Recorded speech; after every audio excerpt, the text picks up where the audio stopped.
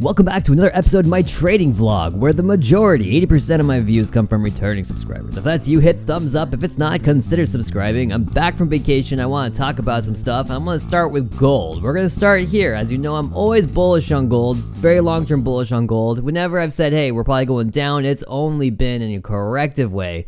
I really think over the long term, we're going to see a big rally. So having gold above $2,000 an ounce right now is a big deal. Looking at gold futures currently on the daily time frame, you're going to see that I have in a very small yellow line here. This is the beginning of a motive wave, I believe, heading higher. It could be corrective. It's very true. It could be corrective. And even if it is just corrective and not inherently motive, I think, let's see here. This one up here leads us to 2169.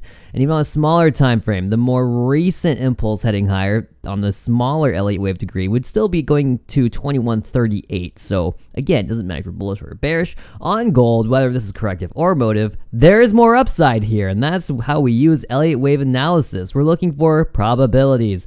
And to me, it looks like we're going to start getting a massive wave extension here.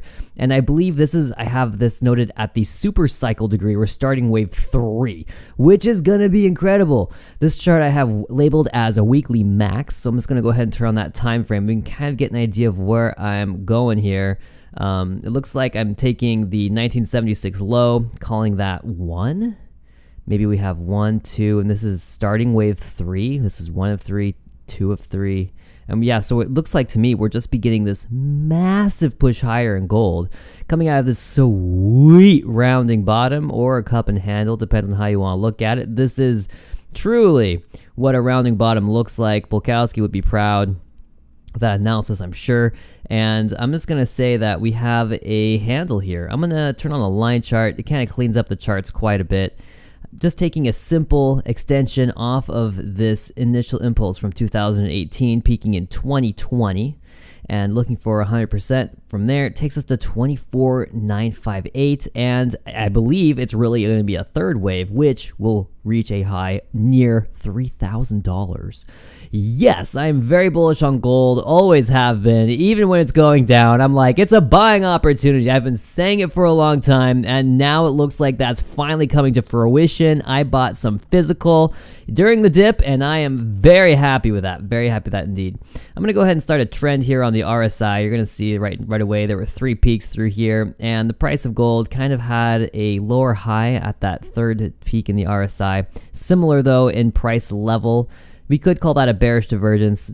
Price did spill downward through 2022, and RSI did dip, found a swing failure, forming a double bottom towards 30. It doesn't have to reach 30. Remember, the RSI is not magic. It's just an expression of averages, and it's an oscillator. So there are no like hard rules here, just tendencies, observations, and statistical likelihoods. Price bounced, reached overbought, hitting 70, came down. We're now reaching back into overbought again, setting a new high. I think that we're going to see the RSI continue to head higher, and this is going to give us another sweet freaking rally. It's going to be amazing. Probably something like this over a longer term. I think that when the RSI reached up this high, this was like the kickoff, and now we're going to see some just really bullish oscillations. It's possible that this all occurs kind of like below 70 as well. It doesn't really matter where it happens, but somewhere up here in 70, we're going to watch these averages just cook really hot. It's gonna be great. Remember, the RSI does not lead the price leads the RSI. And if I'm looking at the price, I'm gonna be really honest, I think what I want us to draw here is the handle for that rounding bottom I spoke of. We're breaking through the top here. So this would be points, probably points A, B, C, D, and E, and you can say cap. That might be wavy overthrow, and we reverse from there. That could be true. That could be true. But at the same time, it could just be a flat correction. A, B, and C labeled here, ending that supercycle wave 2 and starting supercycle wave 3, heading much, much higher. So I'm very happy. I'm doing very well on the gold that I bought. Let's go check out SLV. It's not gold or silver futures, but it is an equity that follows the price of silver. I was calling for these highs towards $23. I thought we'd get it much sooner than we did. I really thought we'd get it much sooner than we did. And so I took profits. I did a pretty good job trading this.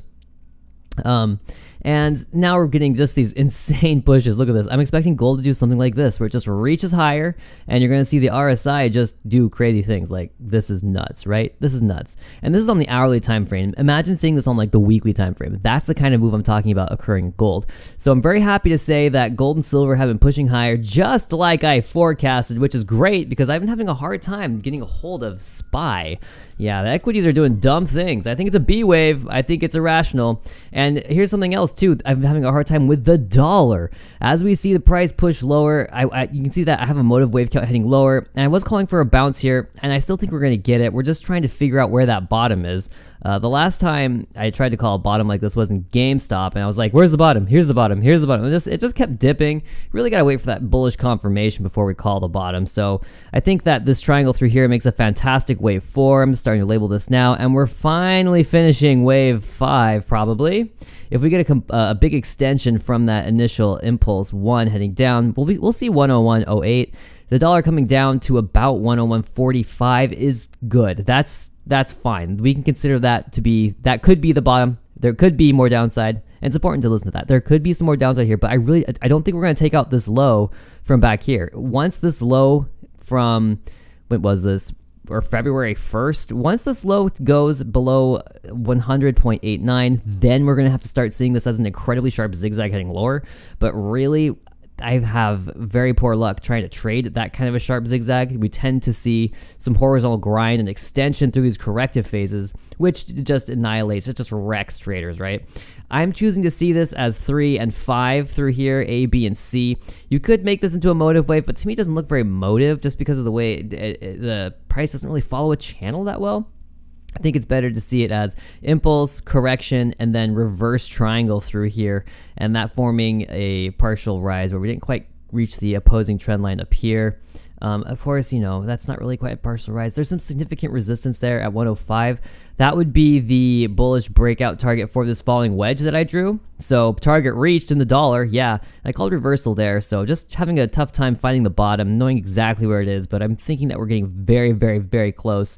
We're watching the MACD start to pull higher here. This is a momentum indicator, and it looks like we might be coming back down just a little bit, you see here, but we do have the short-term average coming above 0, which is bullish, and it's very possible that we kind of just grind along here for a while sideways while the dollar starts to reverse. So again, the dollar's been kind of tricky, but it's gonna be rallying, I think, and that might cause a correction in silver and gold, because again, these are big impulses that we've seen, and retracements happen, and if that is happening inversely with the dollar, that makes a lot of sense.